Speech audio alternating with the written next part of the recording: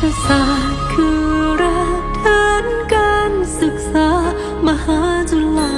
ลงกรณ์บวรสถานพัฒนาบุคลากรคือปณิธานสืบสานพุทธศาสตร์ประกาศธรรมเราชาวพุทธรักชาติศาสตร์กษัตริย์เทิดเกียรติราชาไทยแผ่ไพศาลน้อมปรัชญาทุกพระองค์ผู้ทรงงานจัดศึกษาพระไตรปิฎกบ่มวินัยมันในรักพุทธศาสตร์ประกาศสนองมันแส่สองความจริงอันยิ่งใหญ่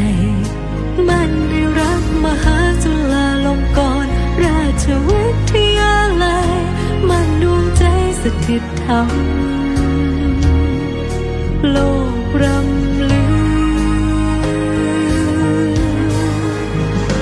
พุทธศาสตร์สร้างรากฐานการกุศลรับปวงชนทั่วโลกไทยใจสมานระเบียดังอโศกปณิธาน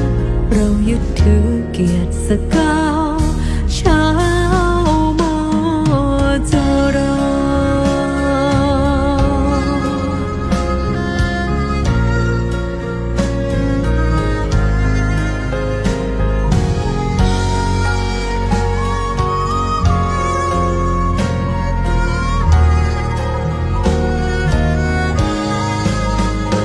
พุทธศาสตร์สร้างรากฐานการกุศลรักปวงชนทั่วโลกไทยใจสมานระเบียดังอโศก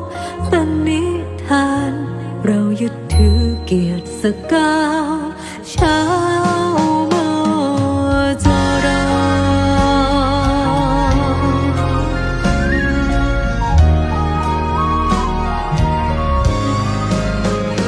มันในรักพุทธศาสตร์ประกาศสนองมันแส่สองความจริงอันยิ่งใหญ่มันในรักมหาจุฬาลงกรณ์ราชวิทยาลัยมันดวงใจสถิตธรรมโลกรำลือพุทธศาสตร์สร้างรากฐานการกุศลรักปวงชนทั่วโลกไทยใจสมานระเบียดังอโศกปณิธาน